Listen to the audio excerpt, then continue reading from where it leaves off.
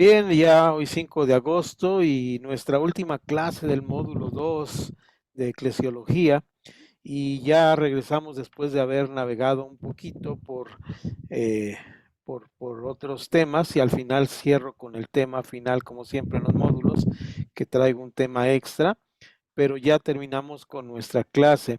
Como expliqué anteriormente, este manual fue hecho para todo tipo de iglesias y abarca una parte de la eclesiología que es la administración de congregaciones ya numerosas y que tendrán ustedes ahí en el manual para revisarlo y tenerlo cuando sus comunidades de fe así lo vayan requiriendo. Mientras tanto, vamos a omitir esto como beneficio para abarcar otros temas. Vamos a la página 22 y vamos a este tema, es la unidad 4, eh, principios de organización de la iglesia. Recordamos que la iglesia no es una organización, sino un organismo vivo, pero necesita estructuras apropiadas para sostenerse. Ya dijimos que esto se llamaba andamiaje y tiene que ver exactamente con esto que estamos viendo, principios de organización, es decir, cómo nos organizamos, cómo nos movemos y en base a qué. De hecho, al final, como les he dicho en el tema que vamos a tocar el tema de la iglesia primera en el Evangelio, en el libro de los Hechos, capítulo 16. Ahorita reviso si estoy diciendo ahora de memoria, pero ahorita lo vamos a revisar ya con la Biblia. Y vamos a ver cómo desde un principio la iglesia tiene una organización muy particular y que nos debe quedar bien claro cómo era esta iglesia primera. Pero ahora vamos a regresar a la página 22, a nuestro manual, donde dice ahí, unidad 4, principios de organización. Y tenemos la primera letra, que es la letra E, que es la iglesia y sus miembros. Este tema, bueno, lo vamos a remarcar nuevamente porque el cuerpo de Cristo no hay inconversos. Los que reciben su palabra fueron bautizados, estoy ya leyendo el punto 1, y es decir, esta es la iglesia se compone por las gentes salvas. Aquí hay una discusión al respecto y esto se debe principalmente, esto se va a deber principalmente a aquella frase famosa que tiene que ser interpretada nuevamente, que junto con el trigo crece la cizaña. ¿Recuerdan esta parte del Evangelio? ¿Y por qué digo que tiene que interpretarse? Porque a veces nos ponemos del lado del trigo y no de la cizaña, y además porque dice que este es necesario que aquí ahí crezca y no necesariamente dentro, desde mi punto de vista, de la iglesia. Por eso dice que la iglesia eh, eh, eh, está formada por los miembros que están ahí. Más bien pienso yo, y es una hermenéutica mía, que esto se refiere a lo mucho que el mundo nos invade en la iglesia. Constantemente estamos invadidos. Actualmente, pues algunos grupos religiosos defienden algunas posturas conservadoras, pero se nos filtran muchas cosas, el mismo lenguaje de cómo se habla hoy entre los jóvenes, los niños en las escuelas, se nos filtran palabras que antes eran obscenas o lastimaban el oído, ahora son palabras que dicen los niños y los maestros y los predicadores desde el púlpito, pues, y entonces uno como viejito, entiendo a los viejitos cuando me regañaban, ¿verdad? Cuando el pastor Galvez nos decía, hijito, tienes que hablar bien lenguaje, entonces uno decía, pero si hablo muy bien, ¿verdad? Simplemente porque uno dice onda, no es mala onda, pero ellos lo veían como mala onda. Ahora, la cosa es que lo que antes era onda, ahora ya no es onda, ¿verdad? Entonces, todos estos que estuvimos en la onda, ya definitivamente estamos fuera de onda. Pero hay nuevas palabras y la iglesia, el trigo y la cizaña, pienso yo que es lo profundo que el mundo va metiéndose dentro de la iglesia en muchos sentidos. Cabe decir que esto no tiene que ver naturalmente con algunas discusiones como si se celebra o no se celebra, como si se usan anteojos o no se usan anteojos, o si el usar audífonos como estos que traigo no está bien porque en los tiempos de Pablo nunca Pablo los usó, y no tiene que ver con esto de los conceptos de la iglesia como una institución eh, que tiene que subsistir en medio de un mundo, sino aquellas cosas de fondo y de profundidad que tocan la fe cristiana, que definitivamente tocan la fe cristiana. Estas cosas naturalmente son precisamente esto, que la iglesia se convierte de los miembros de la iglesia, y los que están siendo miembros de la iglesia son personas salvas. Ahora bien, el siguiente punto, el punto número 2, A2, dice, la iglesia se compone por bautizados. Ahí tenemos como en el libro de los Hechos los que creían eran bautizados. Eh, Se ha defendido que una iglesia es un cuerpo de creyentes bautizados después de haber hecho profesión de fe. Esto indica que los miembros que componen una iglesia deben ser creyentes y deben ser bautizados bajo los siguientes argumentos. Y aquí tenemos los argumentos. Si alguien quiere participar o interrumpirme, con gusto abre su micrófono y me interrumpe, porque tengo ahora la pantalla completamente con mi texto para ir leyendo. Los tres puntos que tenemos aquí, el A y B y C, tienen que ver con esto. El versículo se refiere al hombre que es bautizado por Felipe, uno de los diáconos de la iglesia. Ahorita vamos a mencionar, subraya ahí la palabra diácono para ver qué significa la palabra diaconía, y lo vamos a ver al final de la clase. La iglesia primitiva consideró el bautismo como como esencial para, vuelvo a leer porque me trabé a leer, la iglesia primitiva consideraron el bautismo como esencial para seguir a Cristo. O sea, el bautismo era parte. ¿Por qué? Porque fue el mandato de Jesús de ir por todo el mundo bautizándoles en el nombre del Padre, del Hijo y del Espíritu Santo. Así que era esencial el bautismo. Ahorita regreso para retomar esto.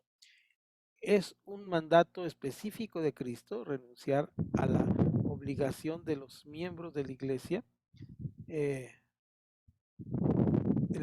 Cristo sean bautizados. Es abandonar la gran comisión, renunciar a la obligación de que los miembros de la iglesia de Cristo sean bautizados, es abandonar la gran comisión. Lo que estaba adelantándome y comentando antes, cualquier iglesia que se considere bajo la autoridad de la gran comisión debe bautizar a sus miembros. Ahorita retomo esto para explicar algo. Fue práctica invariable de los apóstoles, y lo vemos en todos los versículos, desde Hechos 2:41, Romanos, Pablo habla del bautismo en el capítulo 6, primero a los Corintios lo vuelve a tomar y en Colosenses lo vuelve a tomar, y el apóstol Pedro lo menciona en 3:1 de Pedro, ¿verdad?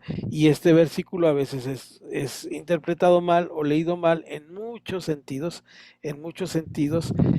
y vamos a darle una pequeña revisadita. Dejo mi manual abajo para verles y que lo veamos. Y entonces ayúdenme, porque ya quité el manual, era 2:1, ¿verdad? Estoy en lo cierto, confírmenme. Este ventilador ayer también me estuvo haciendo que ya tenía el pasaje, y cuando lo iba a leer me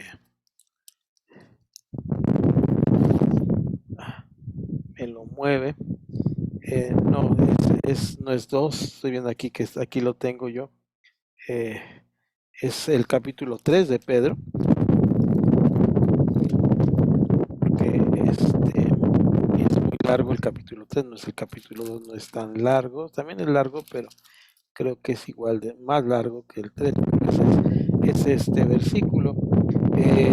Hay una frase ahí, porque también Cristo, estoy leyendo desde el 18 para entender, porque también Cristo padeció una sola vez por los pecados, el justo por los injustos, para llevarnos a Dios, siendo a la verdad muerto en la carne, pero vivificado en el espíritu. Punto y coma. El bautismo tiene que ver con morir a la carne y vivir al espíritu. ¿Se dan cuenta? Pero ahí después del punto y coma dice esto, pero, en el cual también fue y predicó a los espíritus encarcelados, es decir, se presentó vivo, con esta viveza de la resurrección, lo cual en otro tiempo, los que en otro tiempo desobedecieron, cuando una vez esperaban la paciencia de Dios en los días de Noé. Está hablando de una edad pasada, ¿verdad? Mientras se preparaba preparaba el arca, en la cual pocas personas, es decir, a 8 fueron salvas por agua. Se refiere, aquí hace una alegoría de los tiempos de, eh, eh, de Noé, donde hace la comparación como estas personas fueron rescatadas del agua, así nosotros somos rescatados del agua, y esos murieron y fue y se presentó a ellos Jesús vivo como hijo de Dios para demostrar que era posible la salvación, que la salvación no era en Noé ni en el arca, sino en Jesús. Ahora bien, vamos al versículo que menciona el manual, que es 3:21. Me parece que sí es así, si no me corrige, por favor.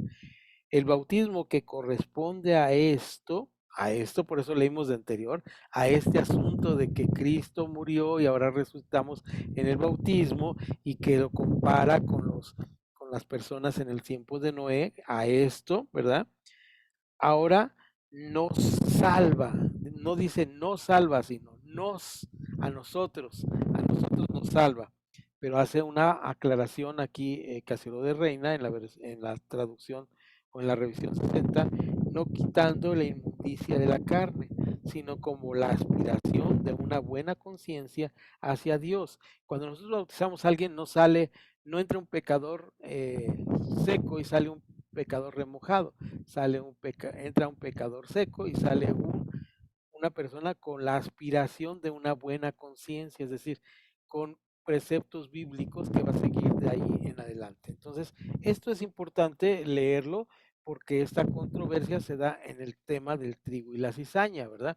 Es decir, no, en la iglesia no tenemos cizaña, tenemos puro trigo, pero en la iglesia se meten muchas cosas que a veces son herejías que tenemos que tener cuidado. Entonces, una vez aclarado esto, pasamos a la siguiente aclaración de este gran párrafo. Entonces, ¿dónde perdió la iglesia su, su, su sentido de bautizar para salvación?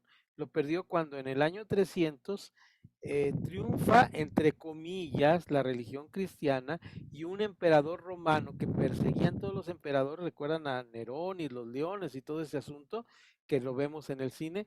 Todos esos emperadores perseguían a los cristianos y hay uno que se llama Constantino que en el año 300 decide volverse cristiano y por decreto imperial, perdón, por decreto imperial declara la católisis o esa es la universalización del cristianismo.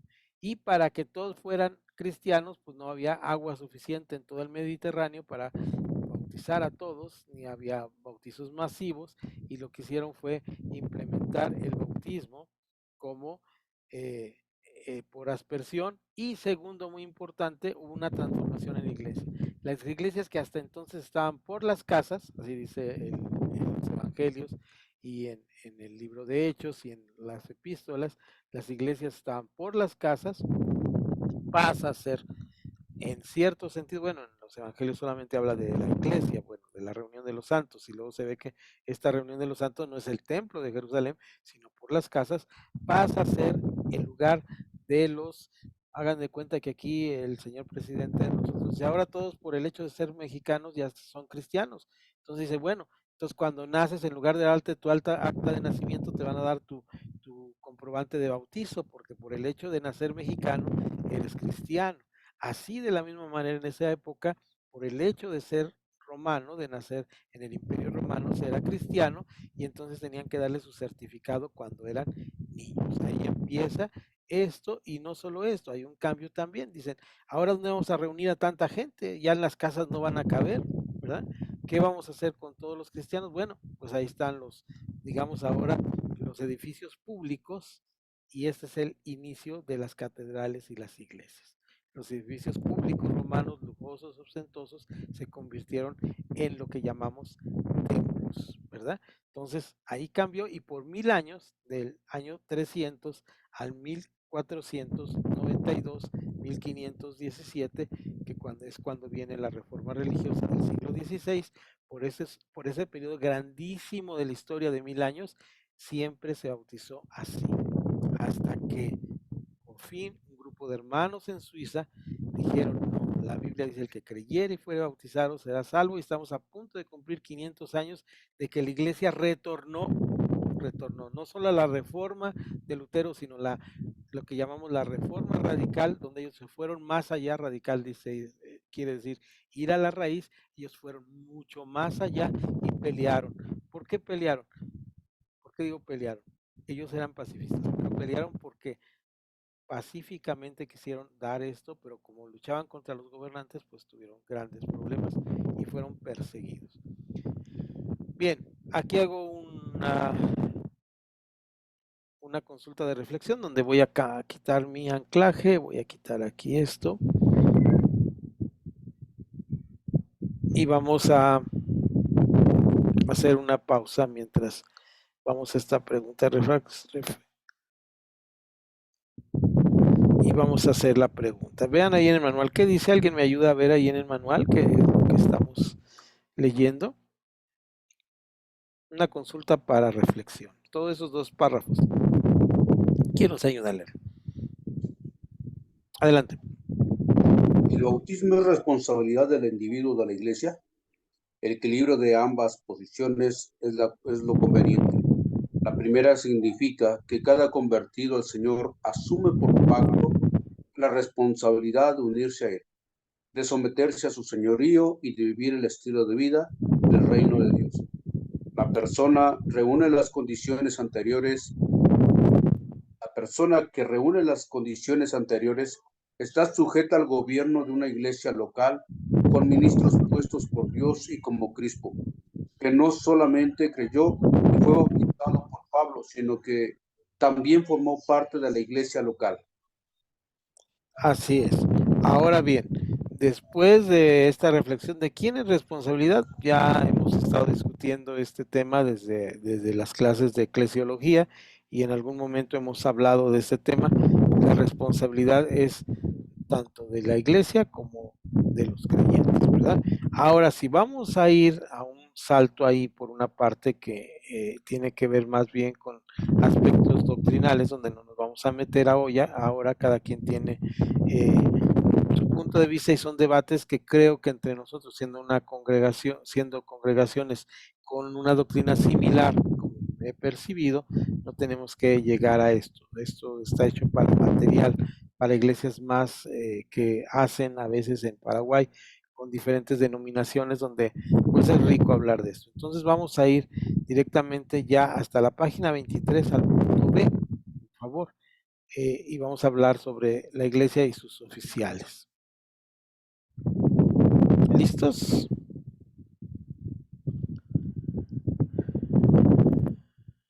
Entonces estamos apuntados ya a la página 23 y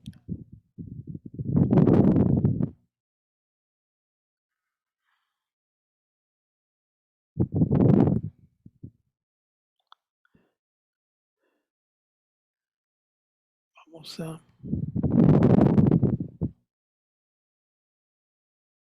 buscando que me vea grandote para poder leer a gusto y verles. Al fin ya vamos a ir. Ahí está. Ahí está. Entonces aquí. Y ahí vamos a ver. Ahí está. Esto es todo. Ahí está. Listo. Ya. Bien. Parte B. La iglesia y sus oficiales. Y estamos con el primer punto nuevamente. Dice los oficiales extraordinarios, oficiales generales. Son los apóstoles y profetas que pertenecen al periodo apostólico. Bueno, aquí hay una discusión sobre esto porque ha habido una ola nueva que habla de los ministerios apostólicos y lo toco aquí porque mi punto de vista es el siguiente. Hay una parte de nuestra iglesia pentecostal que por muchos años ha manifestado que los dones en el libro de los Efesios siguen vigentes y el don de lenguas no ha cesado, ni todos los dones espirituales.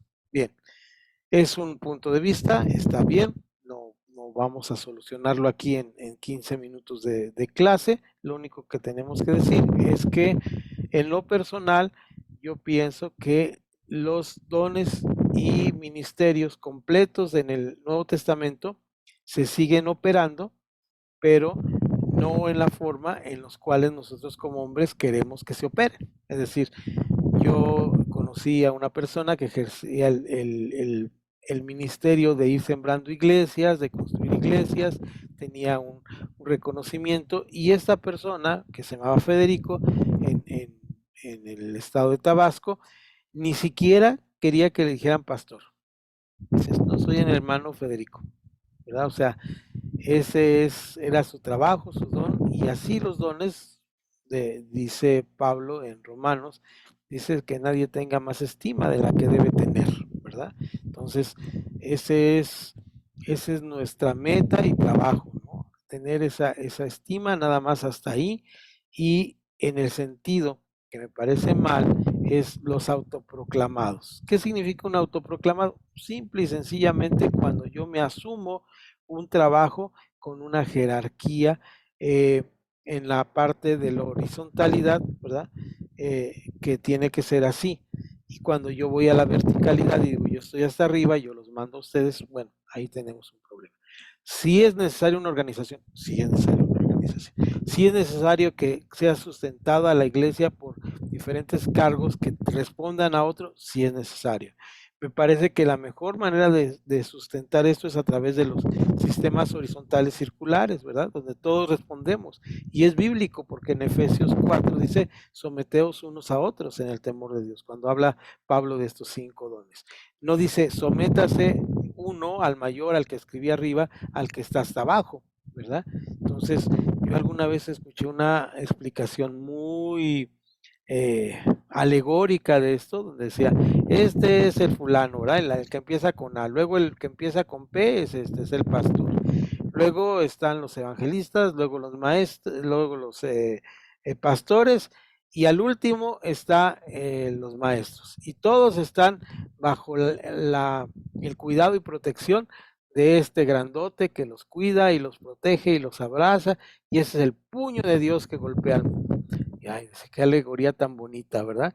Porque la Biblia, bueno, está muy bonito, está bien hecho con las manos y suena muy bien, pero el gran problema es que la Biblia dice, someteos unos a otros. Aquí está sometiendo el gordito, ¿verdad? El gordito está sometiendo a todos los demás, hasta el más chiquito. Entonces, no porque yo sea maestro y no quiera someterme, con gusto me someto a cualquiera, pero ese sometimiento debe ser en el sentido de someterse unos a otros, ¿verdad? Por eso este orden simplemente es estructural y es bíblico y tiene que ver con comunidad. Les voy a platicar lo que me pasó el domingo pasado. Me invitaron a predicar a una iglesia y me iban a presentar como maestro, ¿verdad? Estaba la pastora y estaban pues seguramente otros dones que yo no conozco, otros ministerios, simplemente yo estaba ahí. Y cuando había uno de los ministerios que era el diaconado, ¿verdad? Era uno de los ministerios que estaba ahí, y el diácono se acerca y me dice, hermano, solamente tiene tantos minutos para predicar y tiene que predicar hasta las 5 para la 1, al 10 para la 1, a más tardar al 5 para la 1. Entonces, cuando a un predicador le dicen eso, pues naturalmente la carne se revela, ¿verdad? Y entonces uno se dice, ¿por qué? Si yo traigo un sermón largo, pero yo iba a predicar precisamente de el tema de la iglesia, iba a tocar precisamente este tema de Efesios, de someternos unos a otros, y con eso iba a terminar mi sermón. Entonces tuve que someterme al hermano, no lo dije porque no quería avergonzarlo, ni que se malinterpretara, pero eso me hizo un buen ejemplo de someternos unos a otros, ¿verdad? Es decir, estos oficios que están en la iglesia, que son oficios generales, están para servirse y apoyarse los unos a los otros. Los profetas. El profeta era alguien dotado, es el punto B, por el poder sobrenatural para discernir los propósitos redentores de Dios. ¿Qué hacía el profeta? Hablar de parte de Dios, hablar la voz de Dios. Yo sigo creyendo que nuestra predicación, que nuestras palabras, que nuestros hechos siguen siendo voz profética en medio de los tiempos. Es necesario la voz profética de la iglesia. El oficio como profeta tal como se ve ahora, como que dice las cosas que van a venir, o no sé en qué sentido lo digan, me parece que es muy peligroso y muy dañino. Ese es mi punto de vista. Hay iglesias que sí lo creen y lo viven así. Si usted no vive así, no cambie su forma de pensar, simplemente reaccione a algo muy necesario. Cuando alguien viene y me dice, oye, la Biblia me está diciendo la palabra, me está diciendo Dios a mí para que te lo diga esto, usted dígale, nomás dime dónde está en la Biblia, ¿verdad? Mi papá tiene una anécdota muy bonita que llegó a predicar en una iglesia y se le acercó a alguien y dice, ¿usted es el predicador? Sí, señor, yo soy el profeta y tengo una palabra de Dios para usted. Y dijo, qué bien, a ver, dígamela. Y entonces dijo, ¿y usted usa Biblia? Le preguntó mi papá, sí, aquí tengo mi Biblia, dígame dónde está eso en la Biblia. Entonces ya se quedó el otro enojado y molesto, pero es eso, ¿no? O sea, ¿qué es lo que hablamos? Dice que la profecía es para exhortación, consolación y edificación. Si alguien me profetiza, entonces le digo, a ver, ¿qué me exhorta, qué me edifica, qué me consuela? Esto dice en 1 Corintios cuando habla de los dones espirituales. Además, la profecía no tiene que ver con cosas venideras, eso se llama escatología y Dios no necesita saber el futuro. Él ya vivió el futuro, Él está más allá del futuro y no necesita revelarnos más allá de lo que nos reveló. Ese es mi punto de vista. Pero si alguno se cree profeta, pues dice que el espíritu de los profetas debe estar sujeto a los propios profetas. También el profeta está sometiéndose los unos a los otros. Cualquier ministerio debe estar bajo esta perspectiva de sometimiento.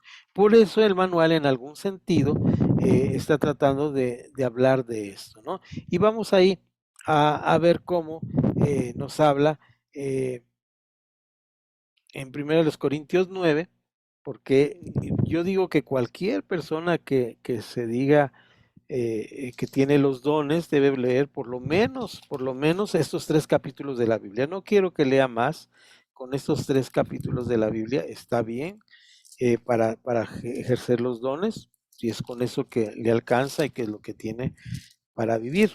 Sigo con problemas con mi ventilador, pero bueno. Y vean el capítulo 9, que nos está marcando aquí, 1 y 2. ¿No soy yo apóstol? ¿No soy libre?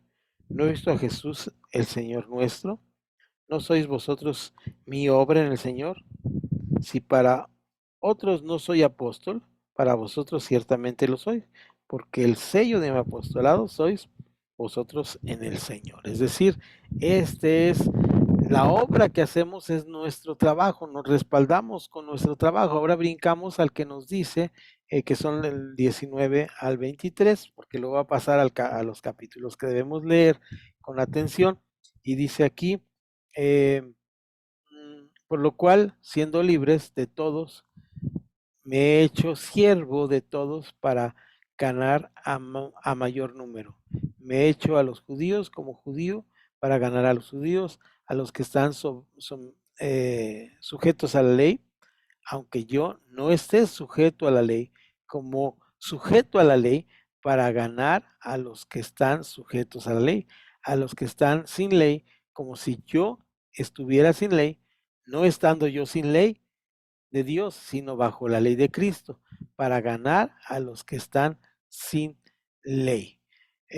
Me he hecho débil a los débiles para ganar a los débiles, a todos me he hecho de todo para que de todos modos salve a alguno.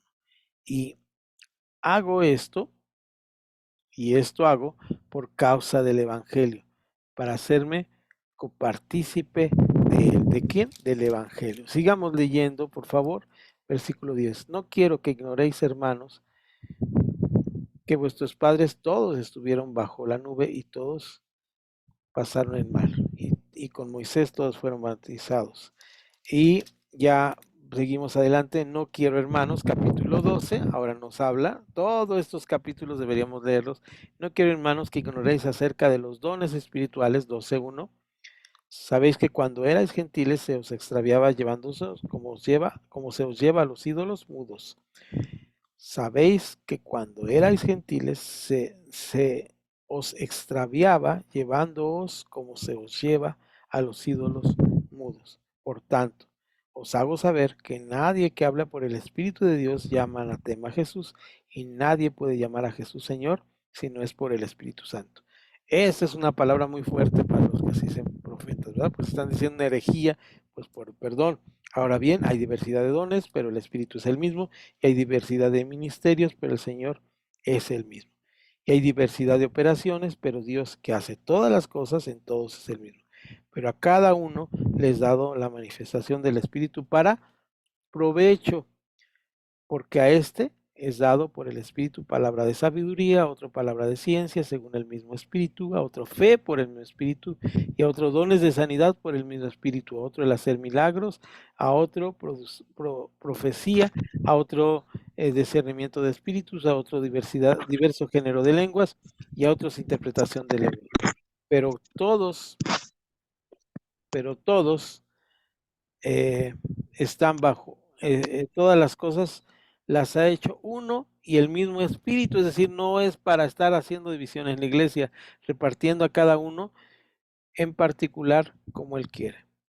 Y porque así como el cuerpo es uno y tiene muchos miembros, pero todos los miembros del cuerpo, siendo muchos, son un solo cuerpo, así también Cristo. Porque por un solo Espíritu fuimos todos bautizados en un cuerpo, seamos judíos o griegos, sean esclavos o libres, y a todos nos hizo de un mismo Espíritu. Nos muestra un camino mejor, que es el amor, y luego nos pasa al capítulo 14, es el capítulo 13 del amor, el capítulo 14, que seguir el amor y procurar los dones espirituales, pero sobre todo que profetices. Y ahí en adelante, durante toda una página completa, hasta donde inicia el capítulo 15, que ya va a pasar al tema de la resurrección, nos da como una normativa para la iglesia de Corinto de cómo debían manifestarse los dones y en qué sentido, ¿verdad? Ahora, si no tenemos este manual y simplemente por emoción o por compromiso con nuestra comunidad hacemos mal uso de los dones, pues es nuestra responsabilidad y estamos llamando anatema a Jesús. Bien, paramos aquí en la página 23 para preguntarles si hay alguna pregunta al respecto. Déjenme quitar mi anclaje para verlos a todos. Comentarios, preguntas, dudas, inquietudes.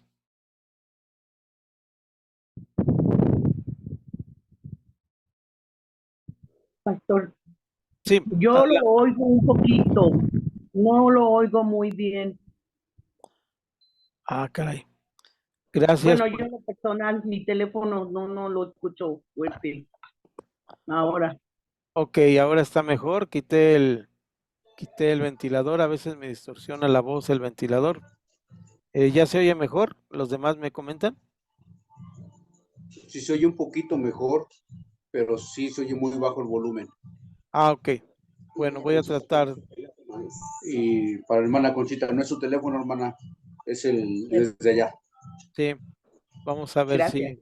si se oye mejor. Uso este con el ventilador para escuchar mejor, pero puede ser que esté mal ya el micrófono, ¿no? Entonces, a ver, ahora vamos a cambiar. ¿Qué tal? ¿Mejoró un poco? ¿Sí se escucha mejor? Ok, bueno. Ahí estamos. Bien, entonces vamos a la siguiente parte. De lo de anterior no hay duda con lo que estuvimos hablando, que se escuchó bajito. Vamos a ver si en la grabación lo pueden escuchar un poquito mejor, pero si no, vamos a esta parte. Entonces, vamos a esta parte de aquí para ir a la página 23. Y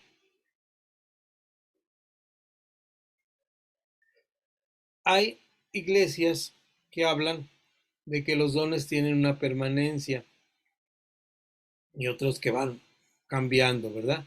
En este sentido, las iglesias que hablan de dones permanentes hablan de los siguientes, ¿verdad? de los siguientes 3 dones. La idea de esto es básicamente, es una enseñanza que habla de que los cimientos de la pirámide tienen que ver con los apóstoles y los profetas. Y los siguientes en la edificación de la iglesia es lo que nos toca a nosotros. Es una interpretación que se da. No necesariamente es la única interpretación. Tenemos varias interpretaciones de este Efesios 4, pero esa es la interpretación que por lo menos el manual nos está dando. Desde el principio les dije que este manual no trata de ser formativo, sino informativo de lo que es la interpretación bíblica, y tiene ahí sus argumentos. Puede haber otros argumentos. Lo interesante sería conocer las dos partes. Bien, dentro de estos formativos está el evangelista, ¿verdad? Como en el caso del evangelista que está en el libro de los Hechos, ¿verdad? Que son dos evangelistas, que es Felipe, y luego unos misioneros que son Silas y Pablo, que también dan evangelismo, y este es el proceso de los que manejan el evangelismo. Luego están los maestros, como en el caso de que nos habla la Biblia. Su tarea primordial era preparar a los recién convertidos para la membresía de la iglesia. Probablemente los oficiales regulares de la iglesia, los ancianos, hacían ese trabajo o participaron con él, según Timoteo, 1 Timoteo 5:17, y Tito, ¿no? Que le dice Pablo: te dejé en Creta para que aprendieras y te instruyeras a los hermanos. Y luego el de los predicadores, o el don de la pastoral, que tiene que ver con el cuidado y la proclamación de la palabra de Dios. Estos son los oficios normales. El oficio más conocido, además del predicador, es el oficio de la pastoral. El oficio de la pastoral tiene que ver con los términos de presbiterio, obispo, pastor designado. Es un solo oficio. Estas palabras son palabras que en la historia se fueron añadiendo a la iglesia. Presbítero quiere decir anciano. Ahorita voy a explicar el tema más adelantito. Obispo quiere decir sobrevedor, y pastor quiere decir el que cuida del rebaño. Los términos son similares, o sea, son sinónimos. Aquí usaron la palabra análogos, y al usarlos se refieren al que preside la sinagoga. De ahí viene su origen, el que preside la sinagoga o la casa donde se reunían los primeros cristianos. Bien, hago aquí una pausa antes de entrar al tema final. Y esta pausa tiene que ver con esto de la sinagoga. ¿De dónde surge la sinagoga? Recordamos que Jesús fue el primero que empezó a tener esta parte de ir a las sinagogas, ¿verdad? Dice, entrando en las sinagogas de ellos. Bien, ¿de dónde vienen las sinagogas? Antes de esto estaba el templo de Jerusalén, pero antes de la era de Jesús, 400 años antes, un poco antes, entran los judíos a un periodo antes de que llegaran los cristianos, quise decir, a un periodo donde el templo es destruido por su desobediencia. El templo donde adoraban es destruido, son llevados en el cautiverio, y allí en el cautiverio lo único que pueden llevarse son los rollos de las escrituras. Ellos piden un lugar para reunirse, y ellos les dicen, pues sí, pero fuera de la ciudad, y buscan un lugar fresco junto al río, y ahí se reúnen. Este lugar fresco junto al río era el lugar donde se juntaban los judíos. Ahí empezaron a construir ellos sus lugares de reunión llamados las sinagogas. Cuando llega Jesús, 400 años después de este tiempo de silencio y de la destrucción del templo y de la destrucción de la dinastía judía, y solamente queda la tribu del sur, entonces él llega a un pueblo donde había la tradición de las sinagogas. Pablo vive en la tradición de las sinagogas. Ahorita vamos a leer un poquito de eso en nuestra parte final de nuestra clase. Y en este sentido se conecta nuestro estudio con que por qué está hablando aquí el manual de esto, de que los obispos Y todo esto viene de las sinagogas, porque de ahí venía el responsable de la sinagoga, era quien tenía estos títulos, era cuidador, era sobrevedor, o también era quien de alguna manera era la persona, y sobre todo este último término, una persona de edad, ¿verdad? Un anciano que cuidaba, ¿verdad? La gente que se acercaba ahí, y él tenía el cuidado de los libros. Entonces, de ahí se traslada al cristianismo y a todo el desarrollo de la iglesia. De tal manera que este es el concepto que tenemos ahora de sinagoga. Bien, pasemos al siguiente punto, eh, para, para ir avanzando, porque hoy tenemos que terminar y todavía quiero dar este tema, entonces vamos a ir terminando. Así que pueden parar usted por su cafecito, su agüita. Vamos a dar un receso mínimo de 1 minuto. Preparen su manual, por favor. En la página vamos a brincar esta parte, y vamos a casi la final de la página 23. Vamos a brincar una página y a ver si es. Sí, 23 y el punto B.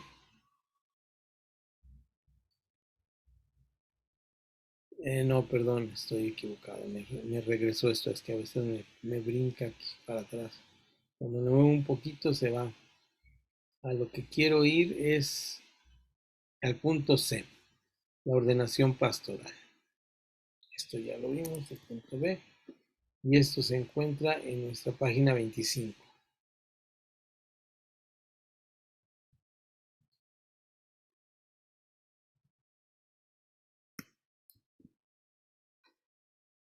Ok, pueden pararse, pueden ir por su agua, refresco mientras descansan. Párense un segundito y ahorita continuamos.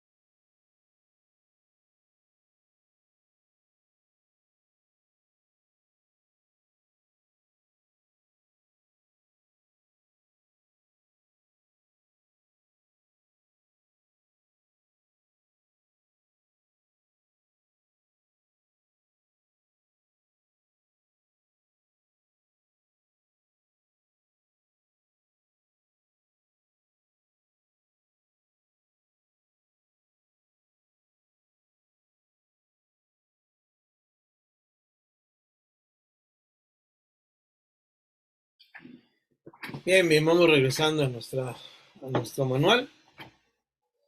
¿Qué les parece? Abrimos boca del siguiente tema. ¿Qué les parece este tema que estamos viendo ahora?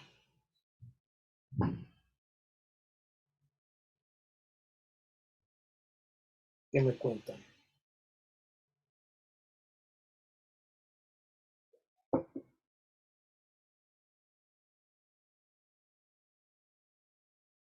Bien, ya regresaron, por lo menos pónganme una manita arriba. Háblenme. Vamos a ver si ya sigo hablando. Yo estoy aquí. Ahí está. Perfecto, perfecto, pastor. Gracias, Connie. Gracias. Bien. Bueno, continuamos ahora en esta página 25 y a través de la historia de la iglesia cristiana ha habido la costumbre de dedicar, por medio de un reconocimiento formal, una dedicación oficial para la iglesia. Esta costumbre fue heredada de sus precursores históricos, la sinagoga judía que ya explicamos. Los rabíes, o sea, los maestros, recibían algo así como una forma definitiva de ordenación y de la práctica continua de la cristiandad apostólica. La palabra ordenar ha sido considerablemente mal entendida en la mente cristiana moderna. Se la considera como señalando un rito elaborado, pero en realidad no implica necesariamente ninguna ceremonia. La palabra al aplicarse a la instalación en el oficio simplemente significa instalar, es decir, se le da el puesto y bien puede ser o no ir acompañada de una ceremonia. Es decir, aquí vemos esta parte interesante que a veces pensamos que para una organización tiene que haber grandes asuntos. Un hermano pastor yo, me dio mucha emoción saber cómo había sido ordenado. Me dice que él visitaba nuestra iglesia aquí en Guadalajara. eh, Perdón, un hermano visitaba la iglesia aquí en Guadalajara, un hermano de la Ciudad de México que tiene cierta trayectoria. Y yo conocía que se llamaba Samuel Ascari, que era amigo del pastor donde nosotros asistíamos. Y dice que lo hospedó en su casa. Y llegó y empezaron a cenar y a platicar. Y cuando estaban platicando, le dice: ¿Tienes un poco de aceite de olivo? Y él pensaba que era su costumbre del hermano tomar, como algunos ancianitos lo tenemos, tomar aceite de olivo. Dijo: creo que sí, mi esposa tiene un poco. Ah, tráelo porque te voy a ungir como pastor. Y esa fue su unción como pastor ahí en la sala de su casa después de cenar, ¿no? Entonces, no se necesitó una ceremonia, simplemente le dio un cargo, le vio los oficios de pastoral. A veces hay personas que yo digo, pues esta persona tiene el don de la pastoral, cuida, protege, ayuda, predica, lee la Biblia, ahora pues es pastor, ¿no? No necesita que lo registramos ante la AR o no sé qué, eh, esas discusiones sin sentido que se dan en la vida. Simplemente tiene el don de pastor, ¿verdad? Y quien no lo tenemos también, no lo tenemos otros oficios, otras pastorales, otros cuidados, otros trabajos que Dios nos da, y está bien también. Es decir, no todos son pastores, no todos son maestros, pero sí todos somos siervos, ¿no? Como leímos en el pasaje de 1 Corintios. Me hago por ganar uno, pues a lo que sea, ¿verdad? Me hago débil, me hago judío, lo que sea, con tal de ganar a uno. Entonces, ese sometimiento debe ser parte importante y la ordenación es esta. La base bíblica para la ordenación es muy simple.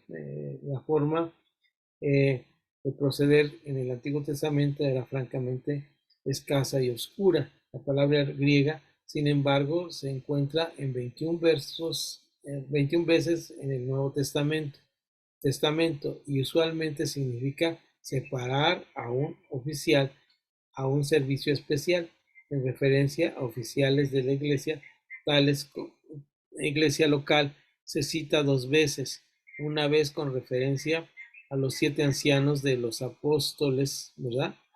Los 7 asistentes, perdón, dije ancianos, asistentes de los apóstoles, que llamamos diáconos, en Hechos 2, 6, 3, una vez con referencia a los ancianos de la iglesia en Creta, cuando lo dice Pablo a Tito en el 1.5, que dice que lo dejó para que constituyera ancianos, ¿verdad? Es lo que dice: te dejé para que constituyeras ancianos.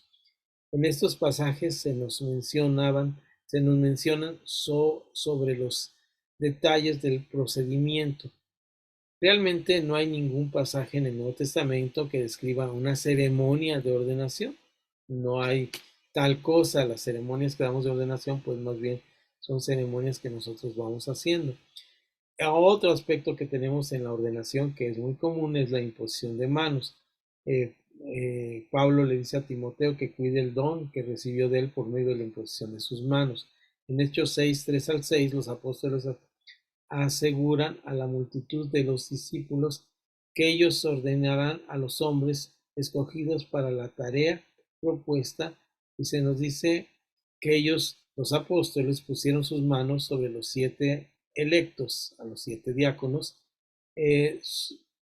Se sabe más adelante por medio de fuentes confiables que la imposición de manos era una ceremonia religiosa común y respetada de aquellos tiempos entre los judíos y entre los entre los cristianos. Es decir, en el primer siglo la imposición de manos era parte de una liturgia o cómo se hacían las cosas. Así como ahora nosotros damos la bienvenida, ellos para imponer o dar un cargo imponían las manos. De esto se desprende que la parte más solemne y significativa del procedimiento de la ordenación en el Nuevo Testamento es la imposición de manos. Esto sugiere la observación de algunas ceremonias sencillas. En cuanto a otros detalles ceremoniales que se practicaban, podemos solamente conjeturar y esto sería de poco valor. Es decir, ¿cómo hacerlo de acuerdo al Nuevo Testamento? Pues la verdad, no tenemos esta certeza de saber cómo se hacía, pero lo que sabemos es que así es como los apóstoles lo hacían. Estas son las bases bíblicas que tenemos y ya pasamos a la página siguiente, que sería la página 26, ya estamos ahí hablando de esto. Otros relatos bíblicos, imposición de manos para instituir a personas en el liderazgo. Hechos 3:3 dice que había en la iglesia que estaba en Antioquía pastores y maestros, y ellos orando y ayunando, el Espíritu Santo les dijo que les apartaran a Pablo y a Bernabé para la obra a la cual habían sido llamados. Y en el versículo 3, lo estoy citando así de memoria, si lo cito mal, corríjanme, y ellos les impusieron las manos y los enviaron, ¿verdad? La función aquí es un ministerio que no está en el Nuevo Testamento, que nosotros conocemos ahora como la misión, pero que está en el corazón de Dios. Por eso hay un término que se llama Mission Dei, la misión de Dios. Es el latín que dice, Dios tiene el corazón, la misión, ir a todo el mundo y predicar el evangelio.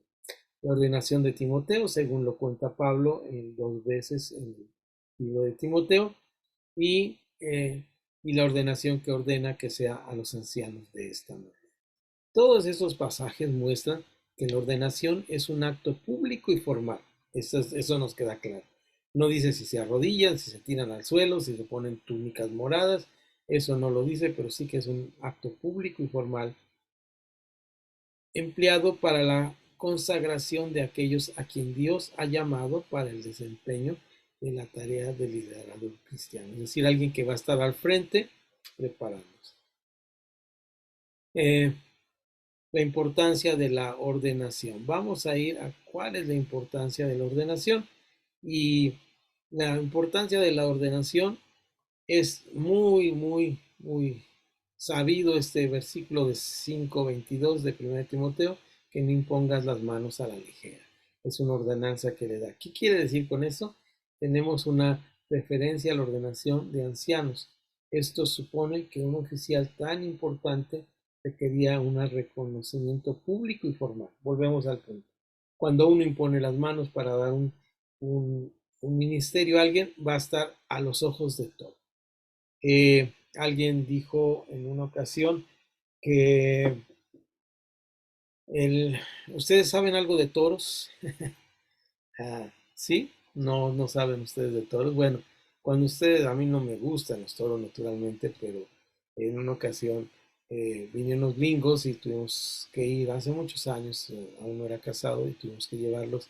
Ellos eran cristianos y querían ir a los toros, imagínense las cosas que hacemos los cristianos, ¿no? Entonces eran taurónomos o les llamaba, porque a veces confunden España con México y piensan que España y México es lo mismo y que aquí había muchos toros y toreros, ¿no? Entonces, hay un ruedo y junto a estos ruedos hay unas tablas donde sale la gente y entonces se esconden ahí los banderilleros y los toreros para salir. Creo que se llama buril, pero no estoy seguro del término correcto. Si ustedes saben de toros o alguien sabe, pues ahí lo puedo investigar. Pero en este buril o en eh, tablita que está así como una puertita para que no se nos brinque, aunque a veces se brinque el toro, pues ahí llega, cuando ve que alguien sale, va el toro y pega contra él. Y un hermano muy curioso decía, es que el que es elegido como líder o como es ungido, ya le están poniendo como esa tablita, para que todos vayan y se estrellen ahí, todos sus problemas. Y a veces así nos sentimos, ¿no es cierto?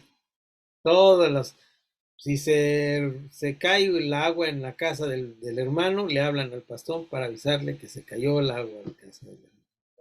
Si o sea, la atropella la bicicleta al hermano, le hablan al pastor. Es decir, es una persona visible que está a la vista de todos. Si el pastor se le ocurre ir a la esquina y pararse ahí, todo el mundo dice, el pastor estaba parado en tal esquina viendo hacia la... Oye, soy observador de nubes, ¿verdad?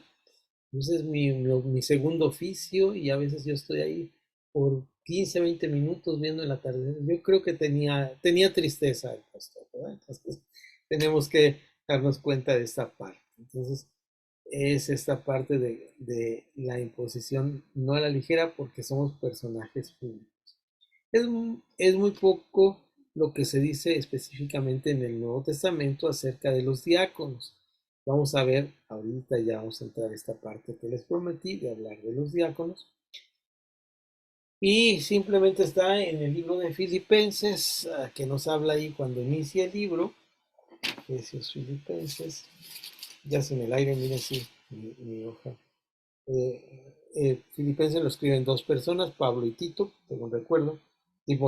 Pablo y Timoteo, de siervos de Jesucristo, a todos los santos en Cristo Jesús que están en Filipo, a los obispos y diáconos. Esta es una parte importante y ahí me voy a parar para hacer un breve comentario de esto. Para lo cual me voy a ir al libro de los Hechos, capítulo 16. Todos al libro de los Hechos, capítulo 16. Y en este libro de los Hechos, capítulo 16, voy a leer en la versión 60, me parece que es la que tengo aquí al lado y la que estoy aquí leyendo. Y voy a compartir un momentito, dejarle aquí, y voy a ir aquí.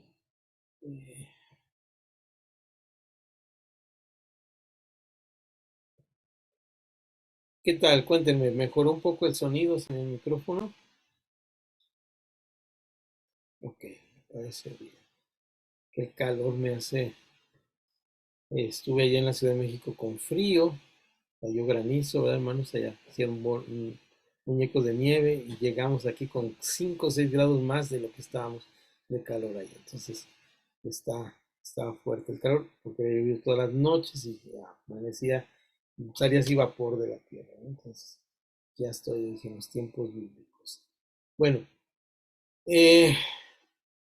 Pablo hace viaje misionero y en este momento habla como si Lucas no estuviera con él, todavía no le acompaña, más adelante cambia la forma. En el capítulo 16 dice, después llegó a Derbe y a Listra, y he aquí, había ahí cierto discípulo llamado Timoteo. Aquí aparece Timoteo, hijo de una mujer judía, creyente, pero de padre griego. Y daba buen testimonio de él. Daban buen testimonio de él los hermanos que estaban en Listra y en Icon. Esto nos muestra un lugar geográfico. Está en el Asia Menor, donde ahora está Turquía, ¿verdad? Donde están los turcos, esa península donde están los turcos, ahí estaba. Y esa península que ahora es musulmana, en ese tiempo era totalmente cristiana. Se hizo cristiana por 3 siglos. Quiso Pablo que éste fuera con él, este famoso Timoteo, y tomándole, le circuncidó por causa de los judíos que había en aquellos lugares. Vean, el que estaba en contra de la circuncisión y fue quien los llevó a la muerte, el tema de la circuncisión, circuncida a Timoteo por causa de quién? De los judíos que había en aquellos lugares. Porque todos sabían que su padre era griego y al pasar por las ciudades les entregaban las órdenes que habían acordado los apóstoles en el capítulo 15 anterior, que es el famoso concilio de Jerusalén, donde no se sabía si debían circuncidarse o no circuncidarse, y les lleva esta orden. Hasta ahí leo este capítulo, pero brinco unos versículos, permítanme hacerlo.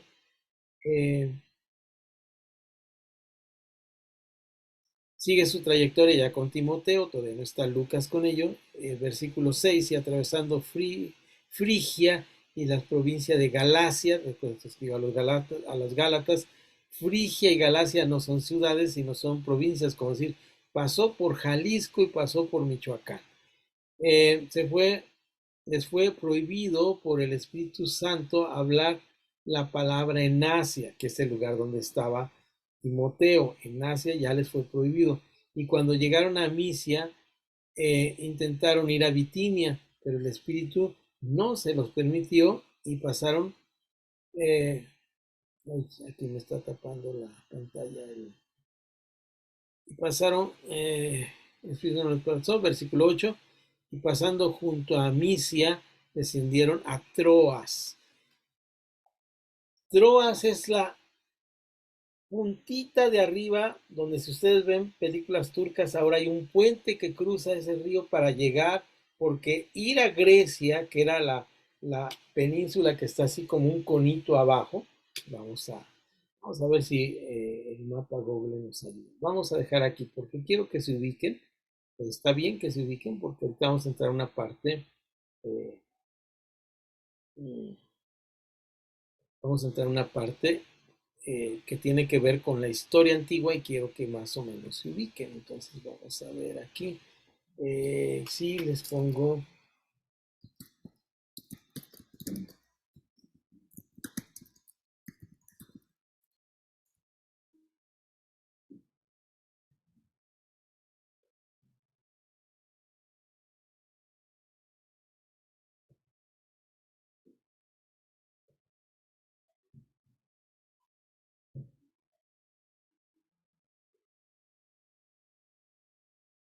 Ah,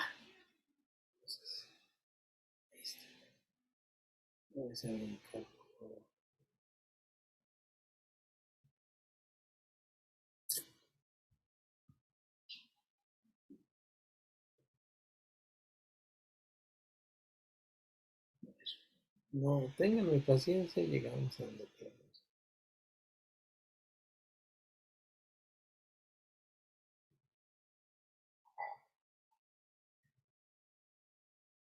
Bien. Ahí notan al lado derecho de su pantalla un, un, esta, una península grande que es donde estaba Pablo, ¿verdad? Esta que ahí dice Imperio Otomano, ¿verdad? Y luego junto está al lado izquierdo lo que se llama la península griega, donde están los griegos. Ahí espero que ya lo estén viendo, no estoy hablando al aire. Y en esta península, Pablo andaba por aquí a la mitad, ¿verdad? Aquí recogió recogió a Timoteo y él quería llegar aquí a Grecia. Entonces nomás era brincar este charquito pequeño, pero no había navegación porque era un lugar muy peligroso y no hay costa aquí donde puedan atracar los barcos, ¿verdad? No hay lugar donde puedan atracar los barcos. Él tenía que ir a esta unión en este lugar que se llama Troas, ¿verdad? Este lugar, que era el antiguo Troas, es actualmente la capital de Turquía. Uh-huh. Y este lugar es simplemente, hay paso por el mar como si fuera un río ancho. Este lugar hay un puente ahora, ¿verdad? Ustedes pueden ver ahí en mapa Google un puente y pueden cruzar el puente ahí con el mapa Google, pero aquí había un puente y por aquí podían seguir caminando hasta llegar a, al lugar. En este lugar es donde dice que se le apareció a un varón macedonio que le dijo, no te quedes aquí, ya el Espíritu le estaba diciendo, sino te necesitan del otro lado. ¿Qué estaba pasando del otro lado? Bueno, les cuento la historia aquí, dejamos de compartir, volvemos, espero que se hayan ubicado y ya regresamos a la parte donde ya están en Troas y se le mostró a Pablo una visión de noche, un varón macedonio que estaba de pie rogándole y le decía, pasa a Macedonia y ayúdales. Ahora, interesantemente me parece a mí, esto lo cuenta Lucas de Pablo. Cuando Pablo lo cuenta diferente. No habla del varón macedonio ni que se le puso de pie. Vean cómo a veces nosotros no debemos ser tan exagerados en nuestra... Podemos tener visiones de Dios y todo esto, pero a veces me hace que son muy estruendosas en algunos momentos, ¿no? Entonces, Pablo cuando lo cuenta en segundo a los Corintios dice simplemente cuando estaba ahí, el Señor me llevó para que fuera a un lugar muy importante. ¿A qué lugar importante? Y ahí me voy a detener un momentito. Dice, rogándole que pasa a Macedonia y ayúdanos. Cuando vio la visión, enseguida procuramos partir. Vean ustedes el cambio aquí, por eso les dice el énfasis, cómo empieza el capítulo 6. Ellos iban y ahí procuramos partir para Macedonia. Aquí se les une en este versículo Lucas, es el autor. Partir para Macedonia, donde por cierto que Dios, dando por cierto que Dios nos llamaba, otra vez, ya pasa ya a primera persona, para que les anunciásemos el evangelio. Llegan tras pasar pues de Troas, venimos rumbo directo a Samotracia y el día siguiente a Nápoles y de ahí a Filipos. Y note en el 16:12 que dice que es la primera ciudad de la provincia de Macedonia, una ciudad principal y una colonia. Hasta ahí dejo la lectura. No se las compartí, pero aquí está. Perdón por el exabrupto, pero ahí lo tienen en pantalla. Y una colonia. Aquí es donde me voy a detener para concluir nuestra clase en el ratito que tenemos y nuestro módulo. ¿Cómo se formó la iglesia ahí con la vendedora de púrpura que se llamaba Lidia? ¿Cómo fue todo esto? Bueno, pues ahí está la historia en el capítulo 16, pero lo interesante es que es una colonia, porque la iglesia tiene que ver con esta palabra. Fíjense bien que los romanos lo que hacían era hacer colonias romanas. Y en estas colonias, para entenderlo bien, es como llevar parte de tu país al extranjero. Lo que el término más entendible para mi cabeza sería es como una embajada. O como los norteamericanos viajan por el mundo en el Holiday Inn. Pues llegan al Holiday Inn, les hablan su idioma, comen su comida, están aunque esté en Timbuktu o en el país donde esté, todo es como en su país. Es decir, una colonia romana era una pequeña Roma a escala literal en otra parte del mundo. Ahí había legiones romanas, ahí se vivían las costumbres romanas, era como se trabajaba. Y estas colonias se denominaban polis, así como policías, ¿verdad? Por eso ya les hablé de esto y lo volvemos a hablar. Y estas polis, por eso cuando hablamos de eclesiología, y con esto termino, y hablamos de esto en las primeras sesiones, pero reafirmo aquí, cuando hablamos de polis, estamos hablando de cómo la cultura cristiana, la cultura del reino debe ser esta polis, que la llevamos a donde vamos. Y eso a veces es complicado, ¿no? Y esto es lo que es. No, no es en la iglesia ni en el momento que vivimos como cristianos. Es esta iglesia como polis. Esta iglesia que es transferida al lugar donde estamos. Y estos lugares son lugares hostiles. En países extranjeros, literalmente. Vamos a decir, en la universidad, en nuestro trabajo, en nuestro negocio. Las cosas no son como en la iglesia, ¿verdad? No nos hermaneamos, no trabajamos desde una perspectiva de amarnos los unos a los otros. Ahí hay una vorágine muy, muy, muy difícil, ¿no? Y si no trasladamos esto, en la cultura del reino, a la sociedad donde vivimos, la sociedad nos va a comer y va a invadir la iglesia. Por eso hablamos de la iglesia como polis. Es muy importante decir esto, aunque a veces suena un poco complicado. Por eso pregunto, ¿ha notado usted que la iglesia es como polis, es decir, que la llevamos a las diferentes partes? ¿Le ha tocado estar que le dicen, oye, tú eres raro? Cuéntenme de esto. Cuéntenme de esto. ¿Cómo es?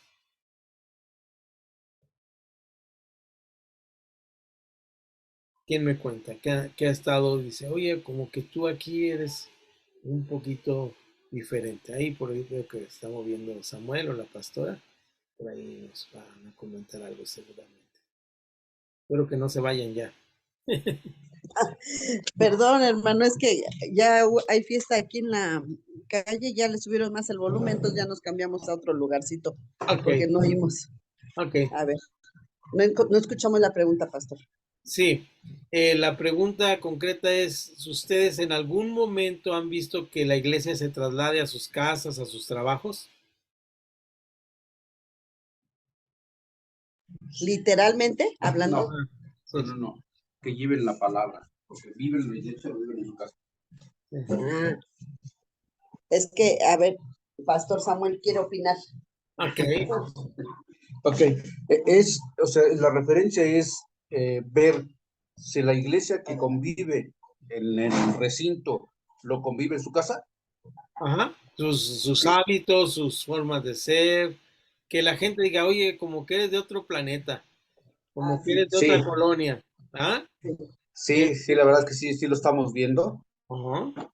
Y precisamente el día de hoy me compartían eso, que, que cómo están, dicen, me siento bien, y lo están compartiendo con su familia totalmente inconversa, a tal grado que le decían, oye, ¿cómo ves si llevamos a mi mamá que le hagan una limpia? Y le dijo ella, mira, me hubieras preguntado hace un año, te hubiera dicho que sí. Hoy te digo que no, está mal. Tú, nada más quien le puede ayudar es Dios, y si ella quiere. Claro. Entonces ya ella misma comparte, sí lleva a la iglesia ahí con sus familiares. Es decir, la iglesia se vuelve una colonia que se traslada al lugar donde vamos, ¿verdad? Un estado de cosas que se traslada al lugar donde vamos. ¿Se dan cuenta? Cuando vemos esto, dice, era una colonia romana y de esta manera la iglesia que se fundó en el Imperio Romano empezó a ser una colonia del reino y luchaba contra el Imperio Romano. Ahora, ¿dónde se reunía esta colonia? Esta colonia se reunía en las sinagogas principalmente. Vean ustedes, sigo con la lectura, ya le quité de verlo en la pantalla, dice, y estuvimos en aquella ciudad algunos días.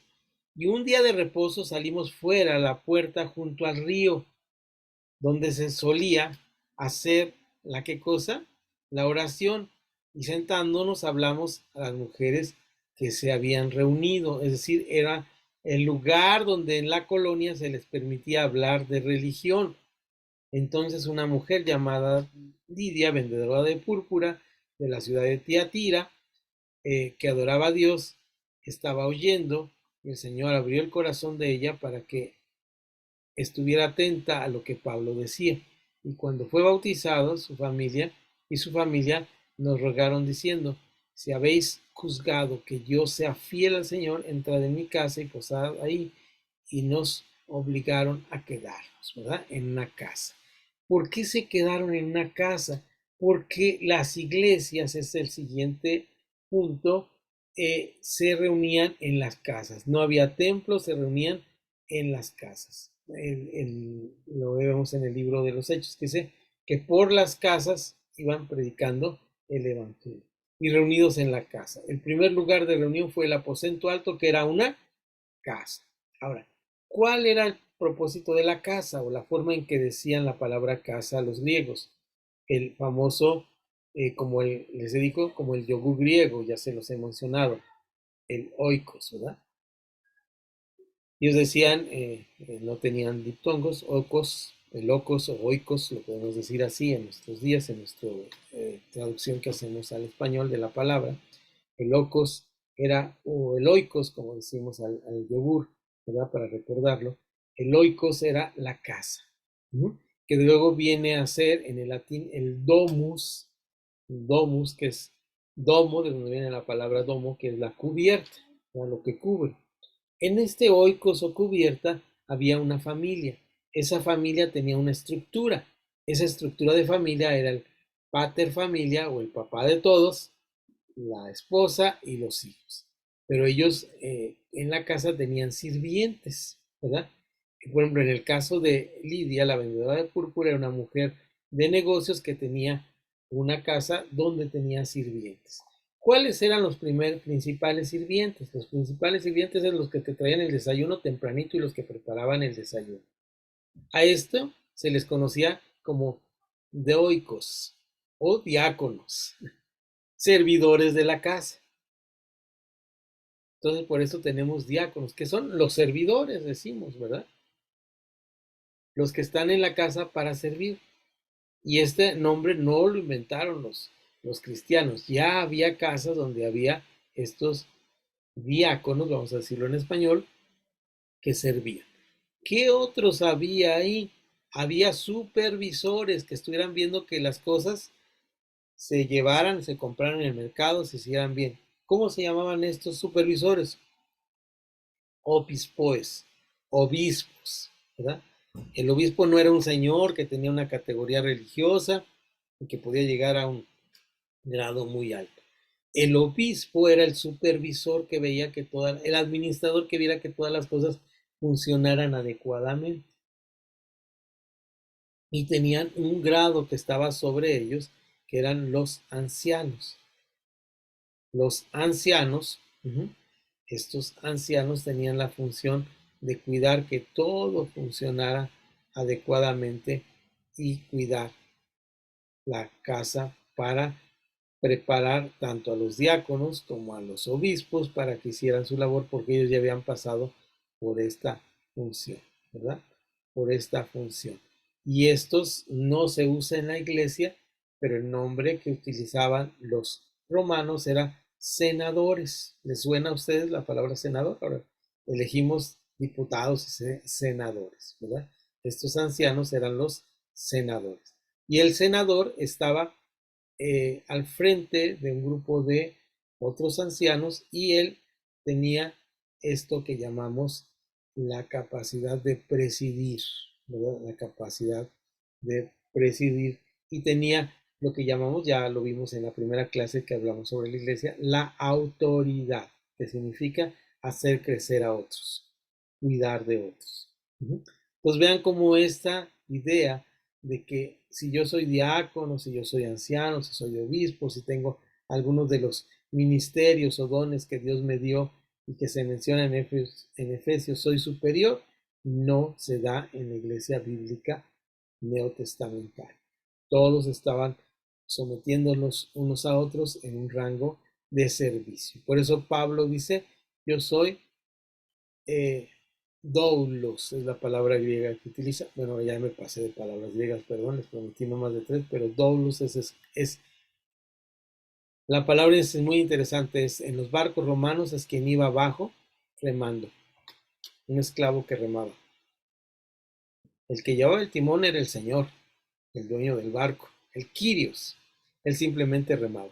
Nuestro trabajo no es preguntarle, Dios, ¿para dónde me llevas? ¿Por qué me pusiste en esta iglesia con tantos problemas?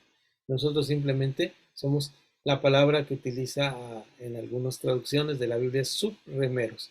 Los que están en la parte de abajo no ven el horizonte, no ven si hay tormenta, simplemente ellos le dicen rema o deja de remar. Son esclavos que están al servicio. Nosotros no somos más que servidores de Dios y este es nuestro trabajo que debemos cumplir con ahínco dentro de la iglesia. Bien, hermanos, hasta aquí la clase de dudas y preguntas. En la semana, Pastor Samuel le mando el manual número 3. Vamos avanzando ya.